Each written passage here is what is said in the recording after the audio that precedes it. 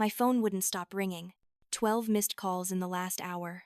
All from numbers I didn't recognize. All desperately trying to reach me. I knew what they wanted. I knew who they were. And I knew exactly what I was about to do. I sat in my office, staring at my computer screen where a single name glowed on an order form. A name I hadn't seen in 2 years. A name that used to make me feel small. Worthless. Obligated. But not anymore. Now, that name represented something else entirely. $5,000. Paid in full. Non-refundable. Sitting in my account. They needed me. The people who once told me I was nothing without them. They were desperate. And I held all the power. My finger hovered over the keyboard. And I felt something I never thought I'd feel toward them. Absolutely nothing. No anger. No guilt. Just cold. Clear certainty. I typed 7 words that would destroy them. But before I tell you what those words were and what happened next, let me ask you something. Have you ever been told you're worthless by the people who should love you most? Have you ever been used? Broken? And thrown away like trash? And have you ever gotten the chance to prove them wrong in the most devastating way possible? If you want to see how this ends, hit that like button and subscribe right now. Drop a comment telling me what you would do if you had this kind of power over people who destroyed you. Because trust me, you're not ready for where this story goes. Now, let me take you back to where it all began. 2 years before I held their fate in my hands, back to the night that changed everything. The fluorescent lights of the diner flickered as I counted my tips for the 3rd time, hoping the numbers would somehow change. $347. It was all I had managed to save over 6 brutal months of double shifts, skipped meals, and worn-out shoes. Each bill represented a sacrifice. The $20 bill was the week I'd walked to work in the rain instead of taking the bus. The pile of 5s and 1s were the lunches I'd skipped. Telling myself coffee was enough. The handful of quarters were from the couch cushions in my mother's basement, found during the rare moments when no one was home to see me searching. I carefully folded the bills and tucked them into the envelope hidden in my locker. The one marked Rent and Leo's birthday in my desperate handwriting. My hands lingered on it for a moment, feeling the thickness of the paper, the weight of hope. My son would turn 8 in 2 weeks. And for once, I wanted to give him something special. Not much. Just a birthday cake from the bakery he always pressed his nose against on our walks home, leaving little fog circles on the glass while he pointed at the decorated cakes with wide, longing eyes. Just one normal moment in our increasingly abnormal life. The weight of the small boxed cake in my arms felt heavier than it should as I trudged up the stairs to my mother's house that evening. The November cold had settled into my bones during the walk, and I could feel the familiar dread creeping up my spine with each step. I still lived there, in the basement room that flooded when it rained, where the ceiling was so low I had to duck near the water heater, where Leo and I shared a twin mattress on the floor, because there wasn't room for anything bigger. The dampness made Leo cough at night. Avet. Rattling sound that kept me awake with worry. But every dollar I earned went somewhere else. Always somewhere else. To Ashley's credit card bills that arrived like clockwork, each one higher than the last. Designer clothes she needed for client meetings. Spa treatments she required to maintain her image. A new car when the old one had a scratch. To my mother. Eleanor's emergencies that happened with suspicious regularity. A dental procedure that insurance supposedly wouldn't cover. Property taxes that were somehow always overdue. A broken furnace that needed immediate replacement. To my father, Richard's betting debts that he swore, hand over his heart, he'd pay back this time. Just this one last time. The same thing he'd said 10 times before. I was 26 years old, working 60-hour weeks. And I couldn't afford to move out because my family had convinced me that I owed them everything. That without them, Leo and I would be on the streets.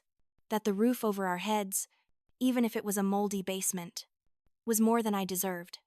After all, hadn't they taken me in when I got pregnant at 18? Hadn't they given up their dreams to support my mistake? The smell hit me first when I opened the door. Cigarette smoke and cheap vodka, mixed with Ashley's expensive perfume. The one I'd unknowingly paid for last month when she'd used my card without asking. Again, my stomach dropped when I saw what was happening in the kitchen. My mother sat at the table, and my envelope, my precious envelope, was in her hands. The bills were spread across the table like cards in a poker game, and she was counting them with the practiced efficiency of someone who'd done this before. Because she had. Many times, Ashley was painting her nails at the other end of the table, sitting in my usual chair, her feet propped up on another. The color was coral pink, the color of tropical sunsets and Mexican beaches, and I felt something crack inside my chest. She was painting her nails for her vacation that I was, apparently, funding, planning to hide family money. Sarah. My mother's voice cut through the air like a blade, sharp and accusatory. Her eyes were cold, calculating, the way they always got when she wanted something. The way they'd looked when she'd found my first paycheck and told me it was only fair I contribute to household expenses. The way they'd looked when she'd discovered I'd been saving for a deposit on an apartment and explained, very patiently, that such selfishness would tear this family apart. Your sister has an important trip coming up. Mexico. She's been working so hard, sacrificing so much for this family. You need to contribute. My throat tightened. I clutched the cake box closer to my chest, as if it could protect me from what was coming. The cardboard bent slightly under my grip. That's mine and Leo's rent money. Mom, I told you I can't give Ashley anything else. I just can't. I need to get us out of the basement. Leo's been sick because of the mold. Ashley didn't even look up from her nails. She blew on them delicately, pursed her lips, examined them in the light, as if we were discussing the weather and not my survival, not my child's health. Come on, Sarah. You can make it back.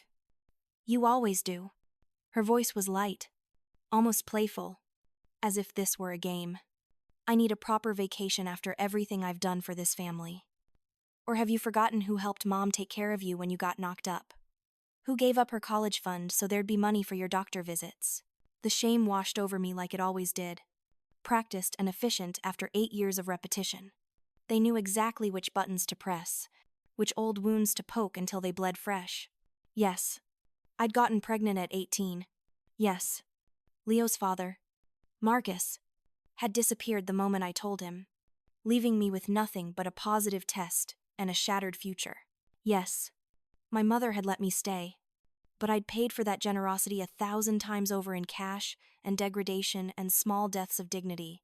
But the college fund thing, that was new. Or was it had Ashley really given up college for me? I tried to remember. I tried to pull up memories from 8 years ago, but they were fuzzy, distorted by years of being told I was the problem, the burden, the reason everything went wrong. I set the cake down on the table with shaking hands. Next to the scattered bills that represented 6 months of sacrifice, I bought Leo a birthday cake. My voice sounded small even to my own ears, childlike and pleading. Just a cake. Mom, that's all I wanted to give him. He never asks for anything. He sees other kids at school with birthday parties and presents, and he never complains. I just wanted him to have one nice thing. My father looked up from the television in the next room, his face already flushing red with annoyance at the raised voices. What's all the noise about games on? Sarah's being difficult again, my mother said, her voice taking on that martyred tone she used so well, hiding money from her family, acting like she doesn't owe us anything. The sound of Leo's feet on the stairs made my heart both soar and sink. I wanted to see him, to hold him, but I didn't want him to witness this. He shouldn't have to see his mother being stripped of dignity, shouldn't have to learn that love came with invoices and guilt trips. He bounded into the kitchen, his second-hand sneakers squeaking on the linoleum. His face lit up when he saw the white box with the bakery logo, that beautiful smile that made every hardship worthwhile. His eyes, so bright and innocent and full of trust, looked at me like I'd brought home the moon. Mom, is that for me? Did you really get me a cake, like from the real bakery? I opened my mouth to say yes, to say something that would keep that joy on his face for just a few more seconds. But my mother moved faster than I expected, for a woman who claimed arthritis kept her from working. She stood, her chair scraping against the linoleum with a sound like nails on a chalkboard, and grabbed the box. Her fingers left indentations in the cardboard, denting it, ruining it already. A cake? You're wasting money on cake when this family has needs. Her voice rose with each word, theatrical and vicious. playing to an invisible audience. When your sister has sacrifices she's made for us, when we're barely keeping this house, you selfish, ungrateful little brat. Something in me, some small flame I'd kept hidden and protected in the deepest part of my chest, began to burn hotter. I'd felt it flicker before, in quiet moments, but I'd always smothered it, afraid of what would happen if I let it grow. But watching my mother hold that cake, seeing Leo's smile fade, I felt it catch and spread. I just wanted my son to have one nice thing for his birthday. One thing that wasn't secondhand or charity or pity. My voice was stronger now, fueled by something that felt like rage but tasted like grief. I work myself to exhaustion. I haven't bought new clothes in 2 years. I walk to work to save bus fare. I skip meals so Leo can eat. And it's never enough. There's always another emergency. Another crisis. Another reason I have to give more. Ashley finally looked up, her expression shifting from boredom to something harder. Wow. Sarah. Playing the victim much. No one forced you to have a kid you couldn't afford. No one forced you to need our help. I was 18. The words burst out of me. For years of suppressed defense, finally finding voice. I was a kid myself. And Marcus lied to me. And I was scared I needed my family. And instead, I got a lifetime sentence of debt. My father stood up from his recliner, his face now fully red, veins standing out on his neck. He'd been drinking. I could tell from the way he swayed slightly, from the particular tightness around his eyes. Don't you dare raise your voice in this house. After everything we've given you, a roof, food, support. Support. I was shaking now, my whole body trembling with a mixture of fear and fury. You call this support, living in a moldy basement, having my money stolen every time I manage to save anything, being told I'm worthless unless I'm useful, being reminded every single day that I'm a burden. Eleanor's face twisted into something ugly, something I'd seen glimpses of before, but never this clearly. You are a burden. Do you think we wanted our lives to revolve around your mistake? Ashley could have been somebody. She could have gone to college, had a career. But no. We had to use that money for you and your bastard. The word hit Leo like a physical blow. I saw him flinch, saw his eyes go wide and wet, and something in me shattered and reformed into something harder, sharper, more dangerous. Don't you ever call my son that? My voice was low now, deadly quiet. Don't you ever speak to him or about him like that again? Or what? Eleanor stepped closer, her breath sour with alcohol and something meaner. What are you going to do? Sarah, leave. With what money? With what plan? You're nothing without us. You'd be on the streets in a week. Is that what you want for your precious son, to be homeless? The threat hung in the air between us. Real and terrible. Because we both knew she was right. Or at least, she'd convinced me she was right. For 8 years. She'd built this prison of fear and guilt. And I'd lived in it, accepted it, believed I deserved it. Maybe that would be better than this. The words escaped before I could stop them. Born of exhaustion and years of suppressed rage. Maybe anything would be better than this, at least on the streets. No one would pretend to love me while they destroyed me. Ashley laughed, a sound like breaking glass, sharp and cutting. Oh, please. You're so dramatic. This is what family is. Sarah. We help each other. We sacrifice for each other. Stop acting like some kind of martyr. Sacrifice. I grabbed the cake, holding it against my chest like a shield. I'm the only one sacrificing. When was the last time any of you gave up anything for me, for Leo? We let you live here, Richard bellowed, stepping into the kitchen now, filling the doorway with his bulk and his anger. We put up with your constant complaining, your attitude, your bastard kid running around. That's our sacrifice. Then maybe we should go. I was crying now, hot tears streaming down my face, my vision blurring. Maybe if we're such a burden, such a problem, we should just leave.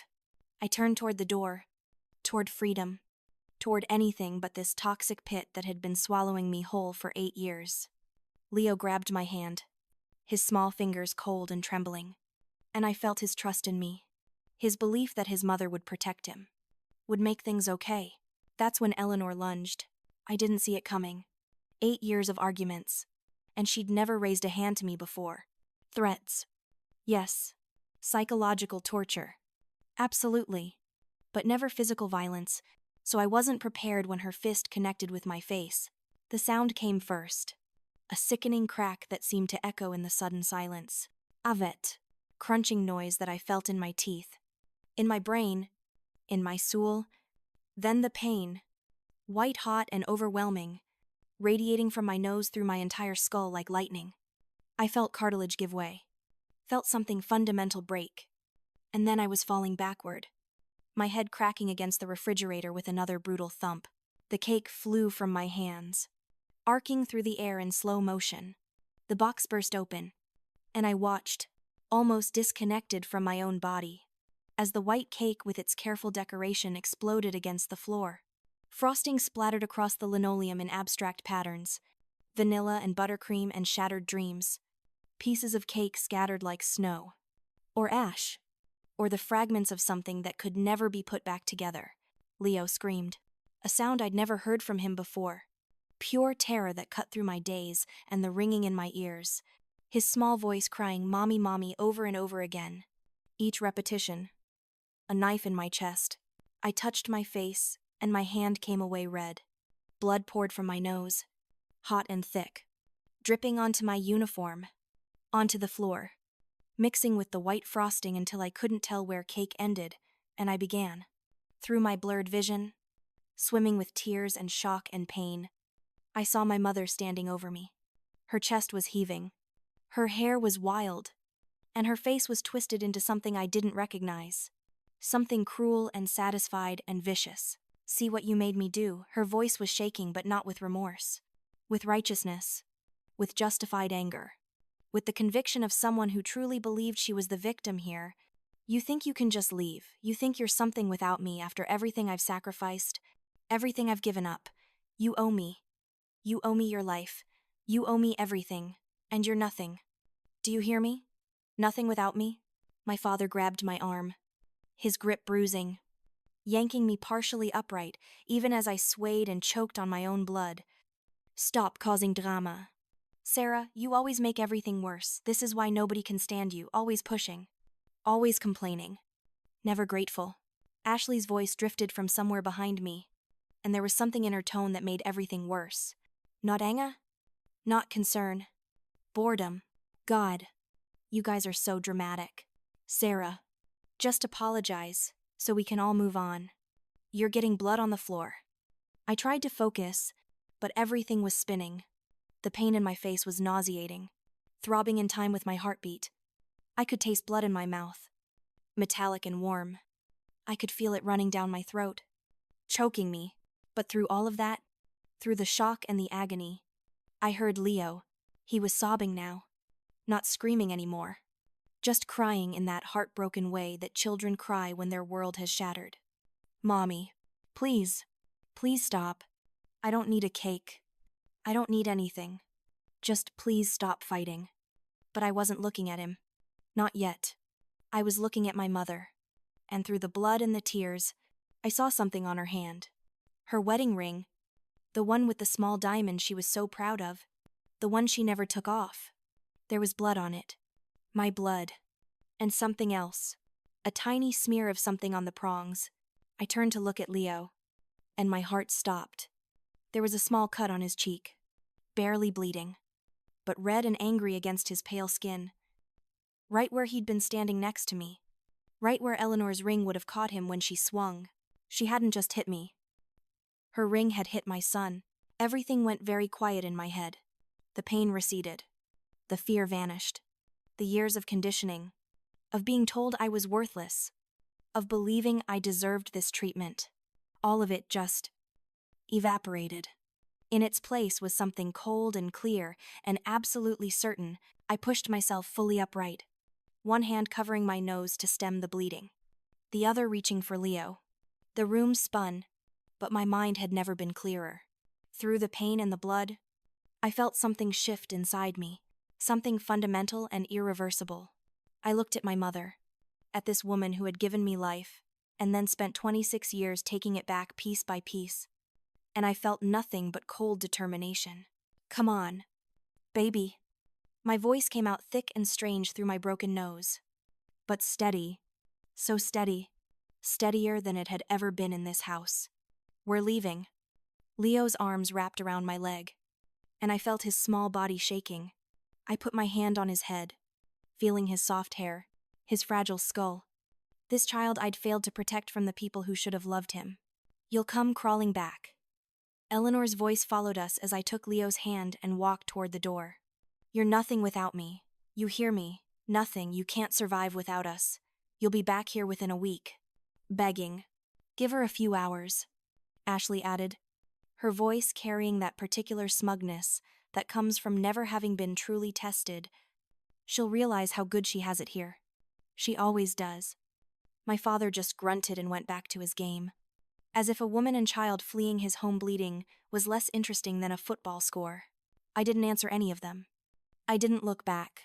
I just kept walking, Leo's small hand gripped in mine, blood dripping onto the porch, the cold November air hitting my shattered face like a slap. Each step away from that house felt like shedding weight, like walking out from underwater, like breathing for the first time in years. But I had no plan. No money. No phone, which was sitting on the kitchen counter in a puddle of blood and frosting. No wallet, which was in my locker at work. No keys, which were also at work. We had literally nothing but the clothes on our backs and the blood on my shirt. We walked into the November night, and I had no idea where we were going. But I knew with absolute certainty that we were never going back. The streetlights flickered on as we walked, casting long shadows that stretched ahead of us like dark promises. Leo was silent now. His crying subsided into occasional hiccups and sniffles. His hand in mine was small and cold, and I could feel him shivering. I wanted to give him my jacket, but I was wearing my diner uniform, just a thin button-up shirt that was now splattered with blood.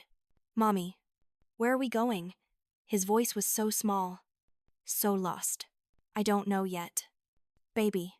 But somewhere safe, somewhere they can't hurt us. Are we going to be homeless? He asked it, matter-of-factly, without accusation.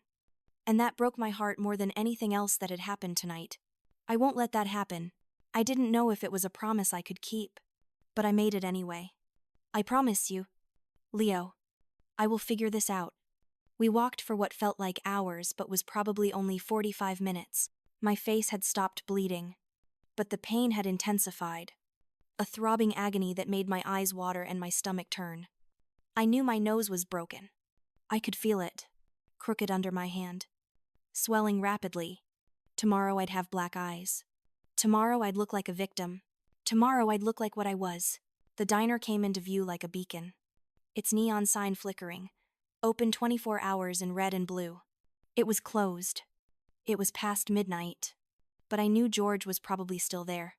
He lived above the diner, and he often came down late to prep for the morning rush. I tried the front door. Locked. I led Leo around to the back, to the delivery entrance, where I knew George kept the spare key hidden behind a loose brick. My hands shook as I found it. As I unlocked the door, as I led us into the dark kitchen that smelled of grease and coffee and flour, George. My voice echoed in the empty space. George. Please. If you're here. No answer. I flipped on the small light above the prep station, not wanting to turn on the main lights and draw attention from the street. In the dim glow, I caught sight of my reflection in the stainless steel refrigerator door. I looked like a horror movie. My face was swollen, my nose clearly crooked. Sitting wrong on my face, both eyes were already starting to darken, the bruising spreading across my cheekbones. Blood crusted my upper lip and chin, and there were spatters across my shirt. In my hair, I looked destroyed. I looked free. Mommy, you look really hurt. Leo touched my arm gently, his eyes huge and scared in his pale face. Should we go to the hospital? We can't afford the hospital. Baby. But I'll be okay. I promise. Another promise I wasn't sure I could keep. Let's get you settled somewhere warm. And I'll clean up. I led him to the storage room, the small space in the back where we kept extra flour and sugar and supplies. I made him a nest of clean apron towels, the best I could do for a bed, and found an unopened bag of cookies meant for the display case. Here, eat these. I'm going to get cleaned up. and then we'll figure out what to do next. In the bathroom, I assessed the damage. My nose was definitely broken, sitting at an angle that made me look like a boxer who'd gone too many rounds. I tried to straighten it myself, gripping it with shaking fingers, and the pain that lanced through my face made me gasp and nearly vomit. But I felt something shift, heard another small crack, and when I looked in the mirror again, it was straighter. Still swollen, still wrong, but straighter. I cleaned the blood from my face with paper towels and hand soap, the water running red in the sink. I looked at the woman in the mirror, this battered stranger with determined eyes, and I didn't recognize her. But I thought maybe, just maybe, I liked her better than the woman I'd been. When I came back to the storage room, Leo was asleep, curled up on the pile of towels with a half-eaten cookie still in his hand. I sat down next to him, my back against bags of flour, and I cried. Not from pain, though my face was agony, not from fear, though I was terrified, but from relief, from the overwhelming, devastating relief of finally being free. I must have fallen asleep because I woke to the sound of the storage room door opening. Morning light streamed in, and George stood there, backlit like a savior or an angel or just a decent man who'd seen too much of life to be surprised by anything. He took in the scene with one long look. Me, with my face purple and swollen. Leo, asleep on a pile of towels, the smears of blood I'd missed cleaning up. He didn't say anything for a long moment, just stood there processing. Then he went to the walk-in freezer, came back with a bag of frozen peas wrapped in a clean kitchen towel, and held it out to me. For your face. I took it, pressed it to my nose, and the cold was both painful and relieving. Thank you. You're not going back. It wasn't a question. George had that way of stating facts that made them feel like laws of nature, like gravity or sunrise. I shook my head, then winced at the pain the movement caused. No. Never. Good. He stood there for another moment, his weathered hands in his pockets, looking at Leo's peaceful sleeping face. You can stay in the back for a few days while you figure things out. I'll pay you cash daily for your shifts. No one needs to know you're here. But Sarah, he waited until I looked at him. You need to document this. Police report. Photos. The works. People like that. They don't stop. They just escalate. I know. My voice was barely a whisper. I will. Today. And Sarah, he moved toward the door. Then paused. You're stronger than you think. Stronger than they told you. Don't let them make you doubt that. Then he was gone. And I sat there in the storage room holding frozen peas to my broken face, and I felt something I hadn't felt in 8 years. Hope. Tiny and fragile and barely there, but real.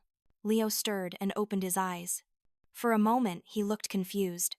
Then memory flooded back and his face crumpled. It wasn't a dream. No. Baby. But it's going to be okay. I promise. How do you know? Because we're together. And because I'm not going to let anyone hurt us anymore. He thought about that, then nodded slowly. Okay. Mommy. I believe you. And just like that, with my face destroyed and my life in ruins and nothing but a bag of frozen peas and my son's trust, I became someone new. Someone who would fight. Someone who would survive. Someone who would, eventually, triumph. But I didn't know that yet.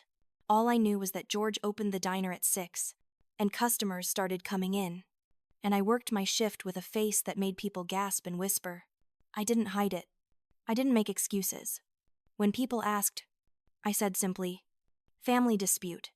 It's being handled. And I saw the way their eyes changed. The way they understood without me having to explain. One of the regular customers, an elderly woman named Mrs. Chen who came in every morning for coffee and toast, took one look at me and pulled me aside. She was tiny, barely 5 feet tall, but she had that particular strength that comes from surviving wars and immigrations and decades of hard work. This from your family, she asked bluntly, pointing at my face. Yes, ma'am. She reached into her purse and pulled out a crisp $100 bill. For the boy, buy him something nice. And Sarah. She gripped my wrist with surprising strength. Don't you dare go back to people who do this. Blood don't mean family. You understand? Yes, ma'am. The money burned in my hand like a promise. Good girl. You're stronger than you think. That was the second time someone had told me that. In 12 hours, maybe. I thought, maybe it was true. The day passed in a blur of pain and work and customers who pretended not to stare at my face. Maria, another waitress who'd worked at the diner for 20 years, slipped me her employee discount coupons without a word. Jake, the cook, started making extras that mysteriously appeared in the back room where Leo was playing with coloring books someone had donated. Even the tough-looking truckers who came in for lunch left extra-large tips, their eyes soft with something like respect or pity or both. By the end of my shift, I had almost $200 in my pocket. George handed me my daily wages in cash, plus something extra. For a week's rent somewhere, he said gruffly. Consider it an advance. George, I can't. You can and you will. Pay me back when you're on your feet. That afternoon, with Leo holding my hand, I walked into the police station. My face had gotten worse as the day progressed, the swelling making my eyes nearly slit shut, the bruising spreading in vivid purples and blacks across my cheeks and forehead. I looked like exactly what I was, a woman who'd been beaten. The desk officer took one look at me and called for Detective Miller. She was a woman in her 40s, with short gray hair and eyes that had seen too much but hadn't gone hard yet. She led me to a small room, got Leo set up with toys and snacks, and then sat across from me with a digital camera and a notepad. Tell me everything, she said simply. So I did. I started with that night, with Eleanor breaking my nose, but then I went further back. 8 years of financial abuse, of having my money stolen, of being told I was worthless, of being manipulated and controlled and broken down piece by piece. I told her about Ashley's trip to Mexico, funded by my rent money, about my father's gambling debts, about the basement room with mold that made Leo sick. She took pictures of my face from every angle. She documented the cut on Leo's cheek, already healing but still visible. She wrote down everything I said, asking clarifying questions, building a case like an architect builds a foundation. Do you want to press charges? She asked finally, her pen hovering over the form. I thought about it, really thought about it. About what it would mean to drag my mother into court, to make this public, to declare war instead of just walking away. I thought about the years of conditioning, the part of me that still whispered that I was wrong, that I deserved it. That family was everything.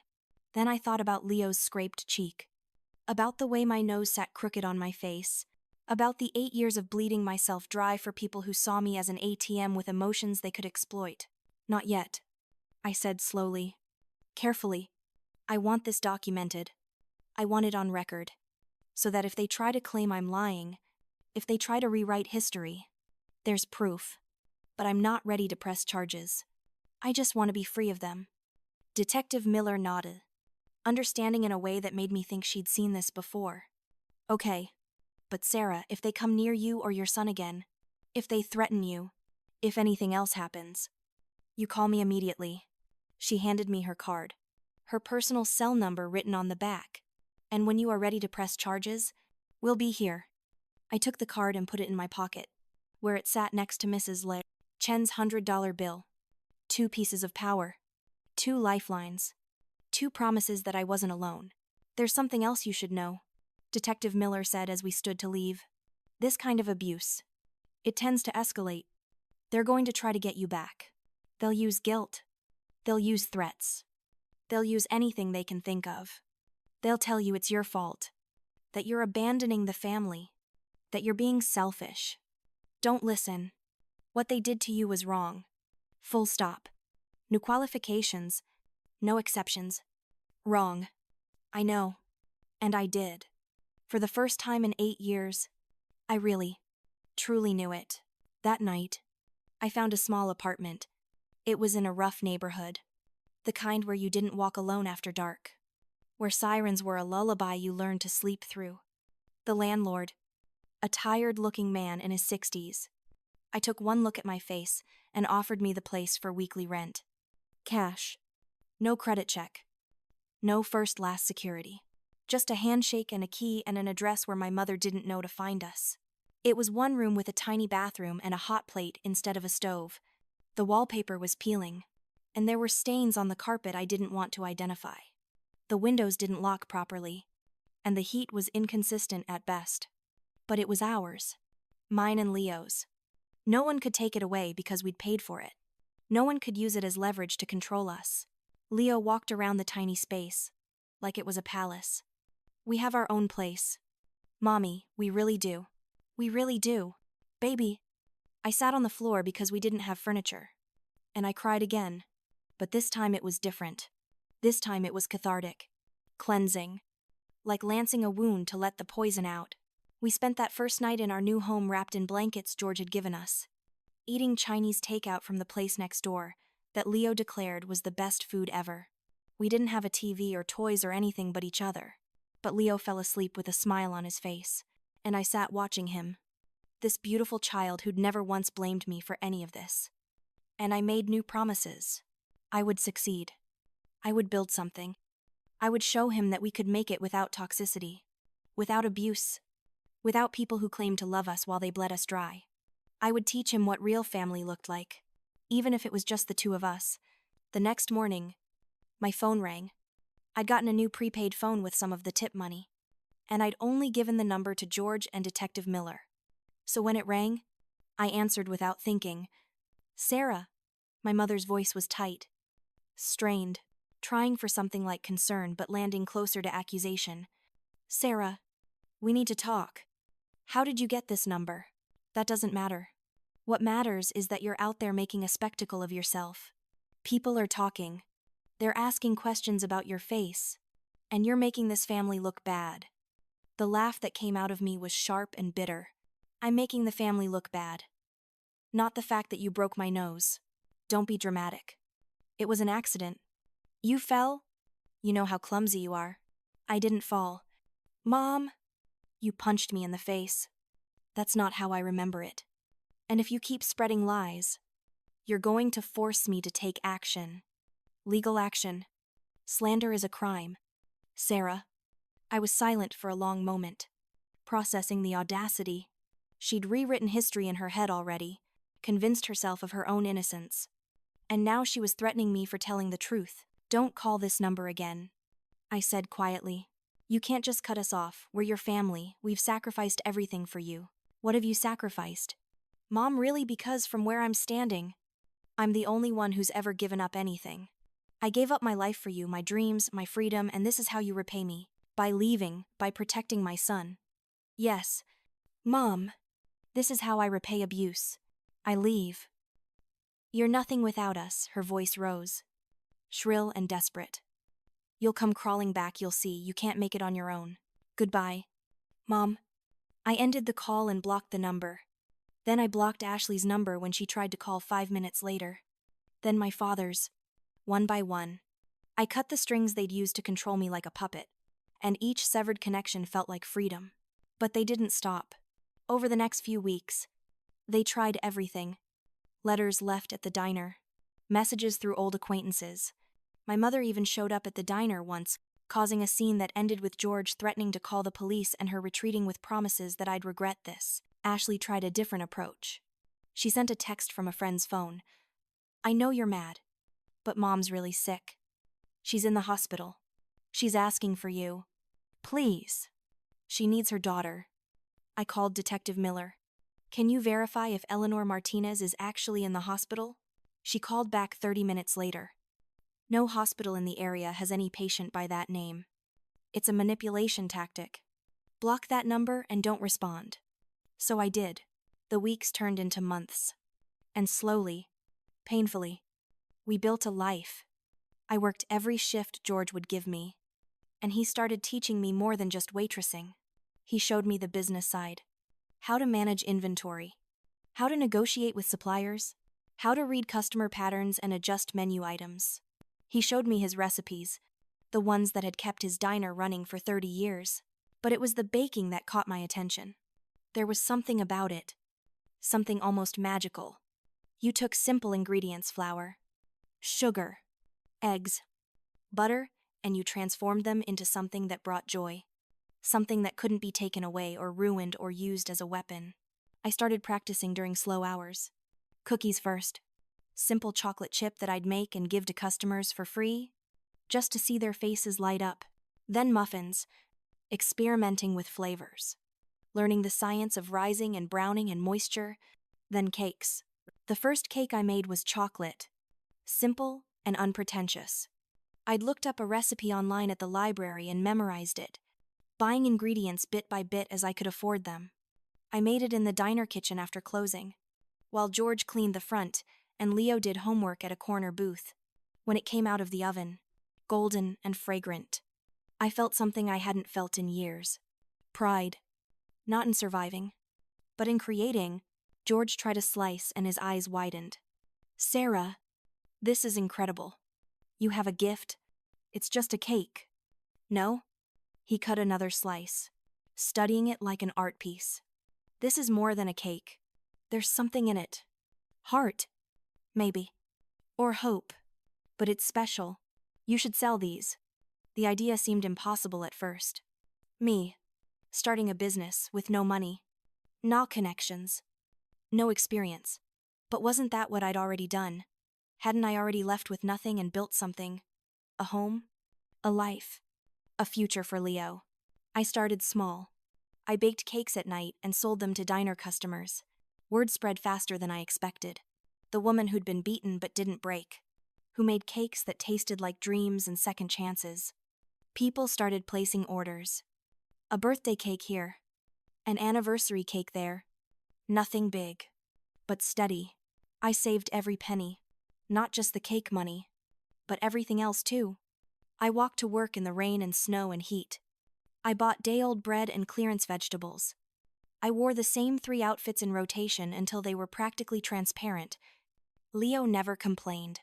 He wore thrift store clothes and played with toys from the dollar store and told me every day that he was proud of me. Within 6 months, I had $5,000 saved. It felt like $1 million. It felt like proof that I could do this. That we could survive. That they'd been wrong about me. That's when I found the storefront.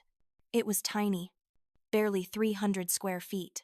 In a neighborhood that hadn't quite decided if it was up and coming or going down. The rent was manageable if I kept working at the diner part-time. It had a small kitchen in the back, and a window that faced the street. That was all I needed. Leo helped me paint the sign. Leo's Cakes. In blue and white. With a little drawing of a cake he'd done. I hung it in the window with tears streaming down my face. And George came to the opening with a bottle of champagne. He insisted we needed, even though neither of us really drank. To second chances. He toasted, raising his plastic cup. To second chances. I echoed. And I meant it with every broken and rebuilt piece of my heart. The business grew slowly but steadily. I developed signature recipes. Combinations that no one else was making. Lavender honey cake. Brown butter, chocolate chip cookies. Lemon curd tarts that tasted like sunshine. People started coming from across town. Then from other neighborhoods. My reputation grew not through advertising but through word of mouth. Through satisfied customers who told their friends about the baker, who put something indefinable but wonderful into every creation. I hired my first employee after a year. Then a second. Then a third. We outgrew the tiny storefront and moved to a bigger location. I kept my prices fair. My ingredients quality. My focus on creating not just food but experiences. Every cake was made with care. With attention. With the kind of love I'd never received but had learned to give. During all this time, I heard things about my family through the grapevine that every small community has. Ashley's event planning business was struggling. She'd overpromised and underdelivered one too many times. Burned too many bridges with her attitude and her financial carelessness.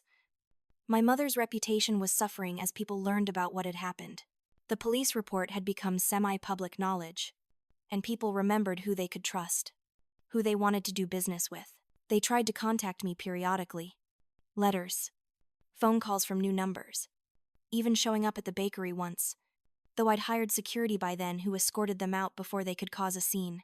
Each attempt felt weaker than the last. More disparate. Less confident. I never responded. Not once. Because I'd learned that some people don't deserve second chances. Some people don't deserve our forgiveness. And that was okay. Walking away wasn't cruel. It was survival. Leo grew taller, smarter, more confident. He thrived in ways I'd never thought possible when we were living in that moldy basement. When his world was small and toxic and limited, he made friends easily, got good grades, and developed a wicked sense of humor that made me laugh even on the hardest days. He was my reminder of why I'd walked away, why I'd fought so hard, why I'd refused to give up. On his 10th birthday, I made him a cake. Not a small one from a bakery where we pressed our noses against the window. A massive, 3-tiered masterpiece with his favorite flavors, decorated with fondant figures of all his favorite superheroes.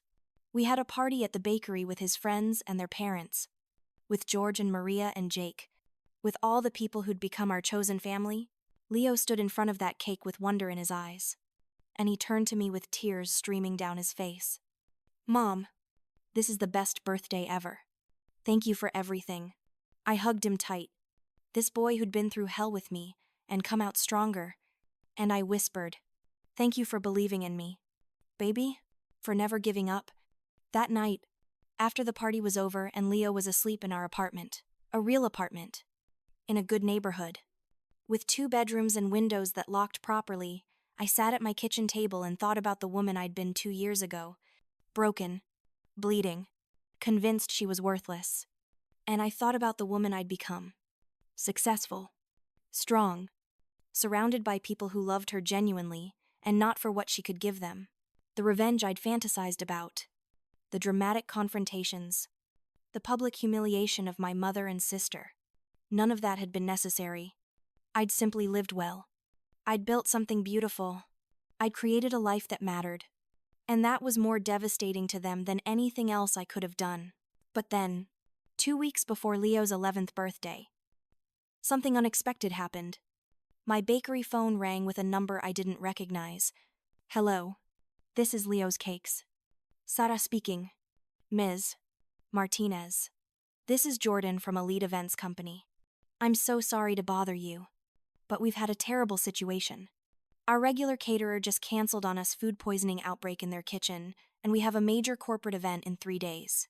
100 people. Dessert spread. Very important client. I know it's last minute, but I've heard you're the best in the area. Can you possibly help us?" My hand tightened on the phone. Elite Events. Ashley's company.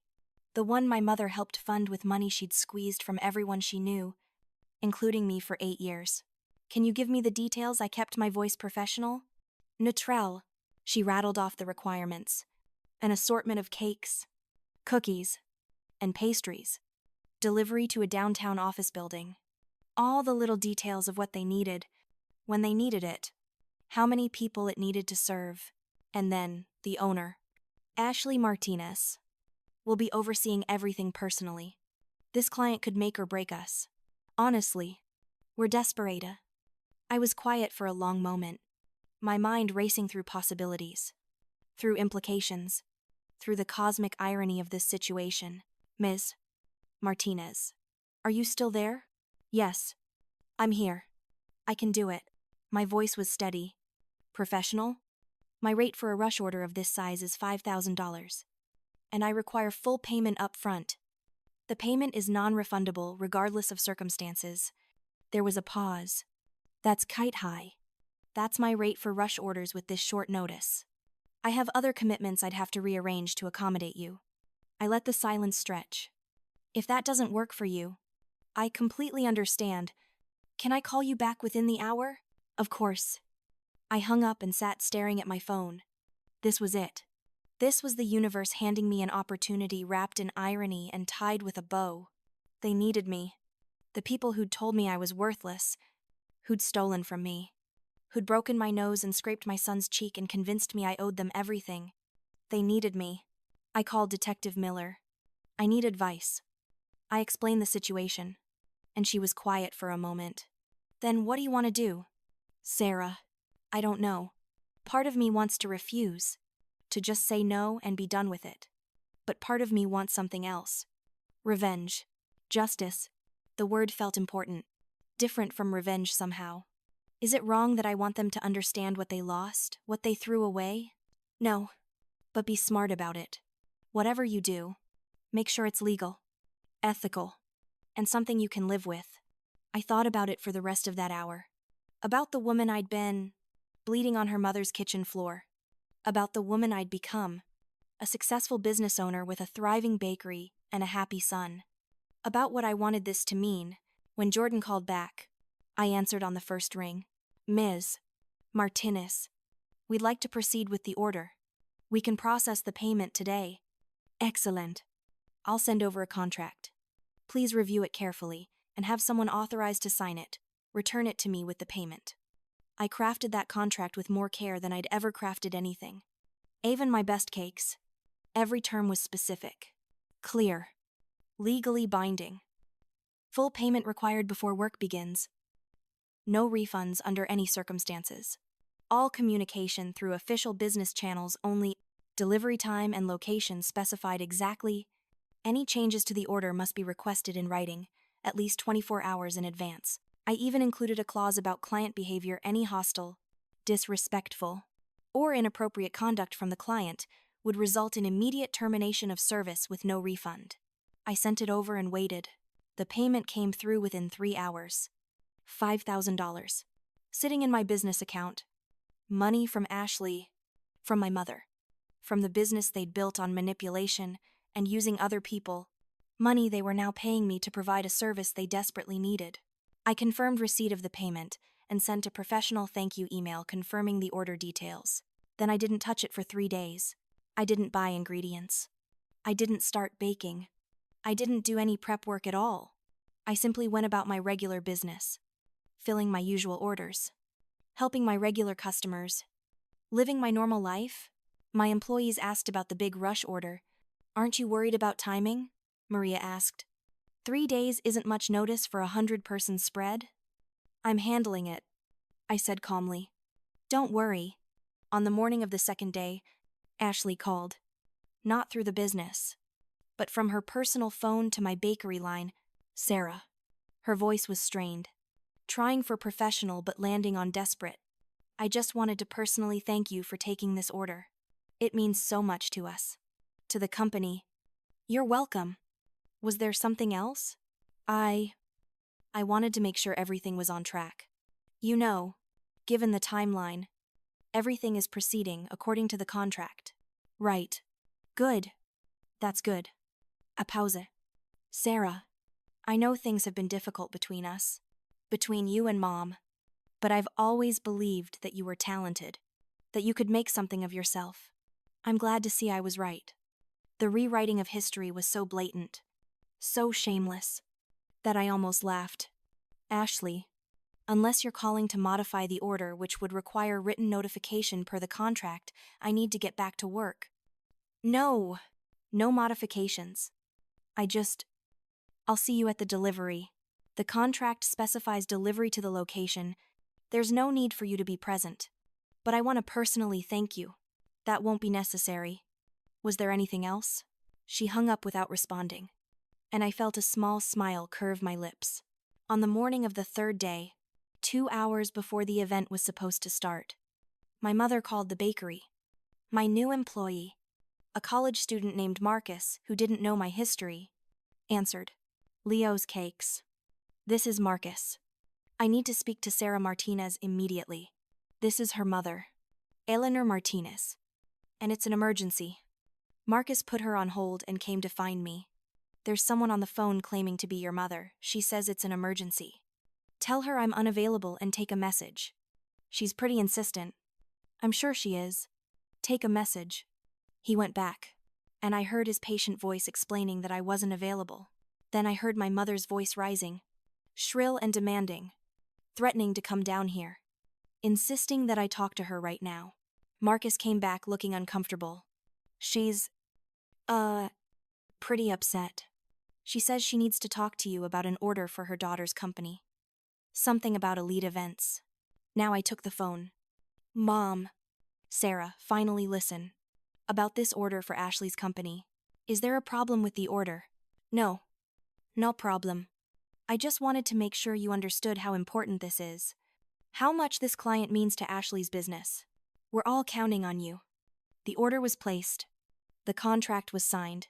and payment was received. Everything is proceeding according to the terms.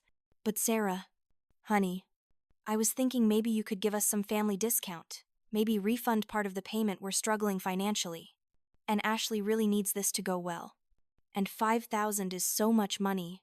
The contract clearly states that the payment is non-refundable. You agreed to those terms when you signed. But we're family. Surely you can make an exception for family. The word family hung in the air between us, heavy with 8 years of abuse and 2 years of silence. I'm sorry, but the contract is binding. If there's nothing else, I have work to do. Sarah, please. I hung up. Then I blocked that number too.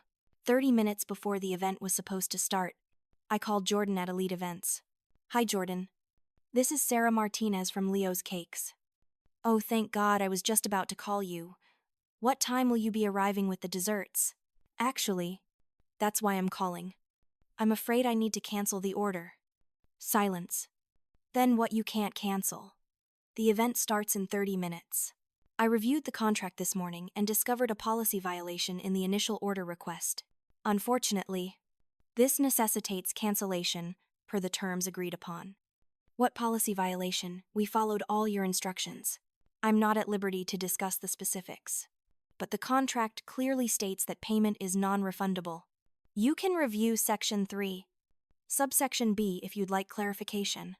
But we have 100 people expecting dessert. We have a client Ashley is going to. She stopped herself. Ms. Martinez, please. We'll pay more. We'll pay double. Just please don't do this.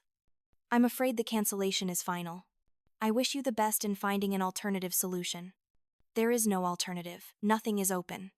No one can make 100 servings in less than an hour. You're destroying us. I'm simply enforcing the terms of a contract that was mutually agreed upon. This is business. Nothing personal. But it was personal. It was absolutely, devastatingly personal. And we both knew it. Ashley said you'd do this.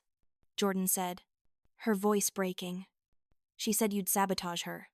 That you were bitter and vindictive. That you'd never forgiven her for being more successful than you. I didn't believe her. But she was right. The irony of that statement. Coming from an employee of a failing business to the owner of a thriving one. Wasn't lost on me. I'm sorry you feel that way. If there's nothing else, I need to go. I hung up and sat in my office, my hands shaking slightly. Not from fear or guilt, but from the sheer overwhelming power of it. The control, the choice, the ability to say no, to enforce consequences, to refuse to save people who'd never once saved me. My phone started ringing immediately. Ashley's number, my mother's number. Numbers I didn't recognize that I knew were them calling from other phones. I didn't answer any of them. I just let them ring. Let them go to voicemail. Let them experience the powerlessness of needing something from someone who no longer cared about their needs. I went home early that day. Leo was at a friend's house, so I had the apartment to myself. I made myself a cup of tea, sat on my couch, and I didn't feel triumphant or joyful or even particularly satisfied. I felt calm, peaceful, like something that had been unfinished for 2 years was finally complete. The fallout was everything I could have hoped for, and more. Jordan quit Elite Events that same week, posting a scathing review online about mismanagement and mistreated employees. The client they'd been trying to impress canceled their contract and went to a competitor. Other clients, already nervous about Ashley's reputation, started pulling out. Within 6 weeks, Elite Events filed for bankruptcy.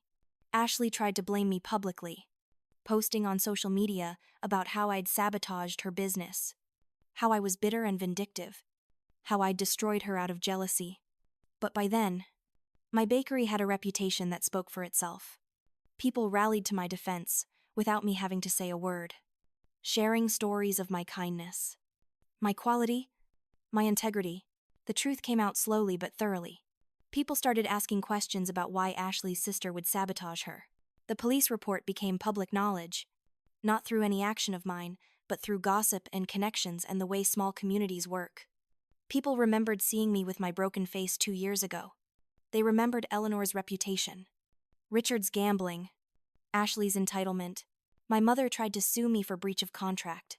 Her lawyer took one look at my ironclad terms, at the non-refundable clause, at the policy violation stipulation, and told her she had no case.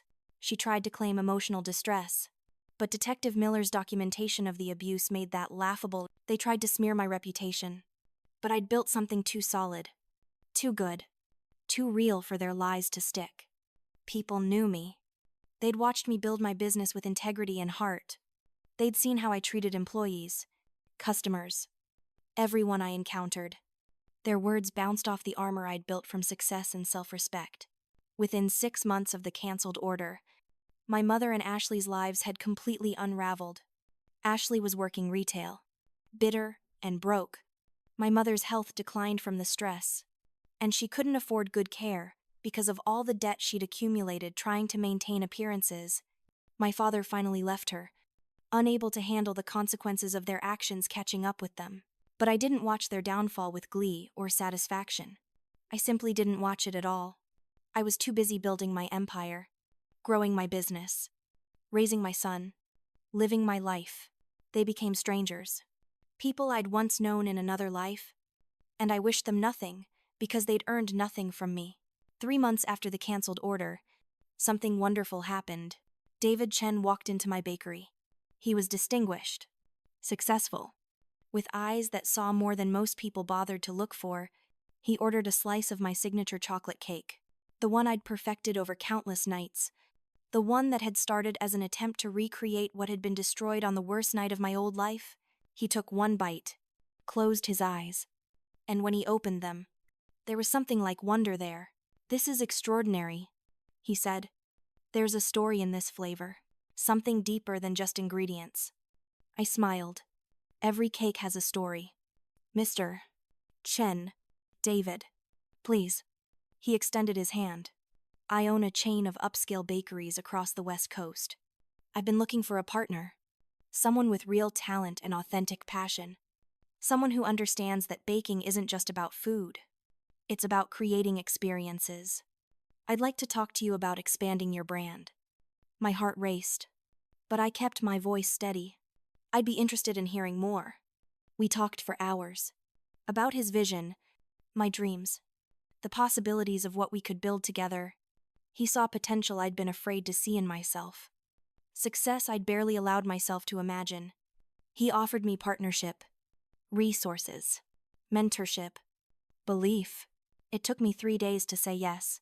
3 days of thinking, planning, consulting with Leo, talking to George, making sure this was right. And then I signed papers that would change our lives forever. The expansion was rapid but controlled. Within 2 years, we had 6 locations. Within 5, we had 20. My face appeared in business magazines, on local news segments, in articles about entrepreneurship and resilience.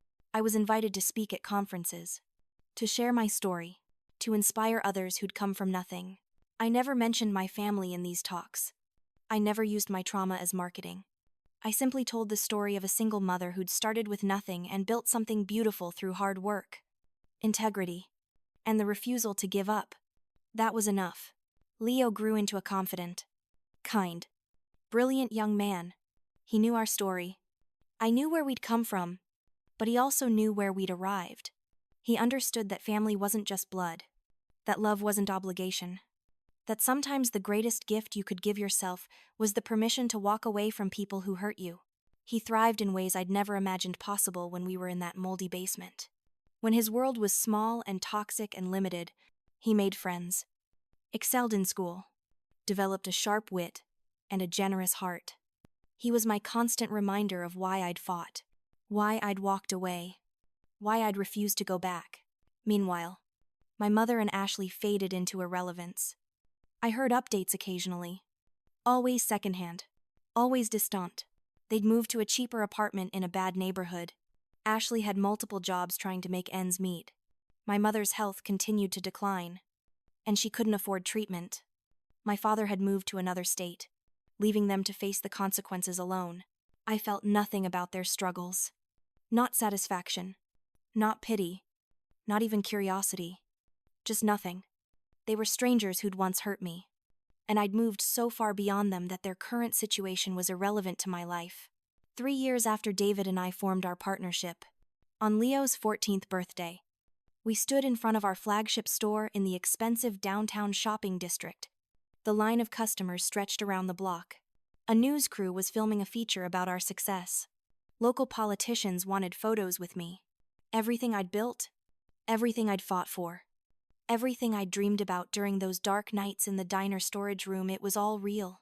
I turned to Leo, now taller than me, wearing a suit for the camera crews, but still with that same beautiful smile that had given me strength on our darkest nights. You know what this is, don't you? He grinned. Our success? More than that. I squeezed his hand. This is what happens when you refuse to let toxic people define your worth. This is what you build when you walk away from people who hurt you and toward people who help you grow. This is the taste of justice. Somewhere across town, in a small apartment I'd never seen and never would. My mother and sister probably saw my picture in the business section. They probably saw the interviews, the photos of the beautiful bakeries with my name on them, the stories of my success. Maybe they felt regret. Maybe they understood what they'd thrown away, but I didn't think about them at all, because I'd learned the most important lesson of survival. The opposite of love isn't hate, it's indifference. And the sweetest revenge isn't destroying your enemies. It's building a life so beautiful, so full, so successful that their absence becomes a blessing instead of a wound. I looked at Leo, at David, at the thriving business we'd built, at the customers who loved what we created, at the employees who'd become like family. I thought about the girl who'd left with nothing but a broken nose and a fierce determination. And I realized that she hadn't just survived, she'd won. The silence they left behind wasn't empty. It was full of laughter and success and peace and self-respect, full of opportunity and growth and genuine love, full of everything I'd built from the ashes of what they'd destroyed. It was mine, and that was sweeter than any cake I'd ever baked. So let me ask you this. Have you ever had to walk away from toxic family members? Have you ever had to choose between keeping the peace and keeping yourself? What would you do if the people who hurt you came back asking for help? Drop your thoughts in the comments. I'd love to hear your stories. And if this story resonated with you, if it reminded you that you're stronger than the people who tried to break you, hit that like button and subscribe. Because sometimes the best stories are the ones where the underdog doesn't just survive but thrives, where justice isn't loud and violent but quiet and sweet. Your worth isn't determined by the people who couldn't see it. Your value doesn't decrease based on someone's inability to appreciate it. And sometimes the greatest gift you can give yourself is the permission to walk away from people who treat you like an option instead of a priority. Stay strong, stay fierce, and never forget that the best revenge is a life well lived,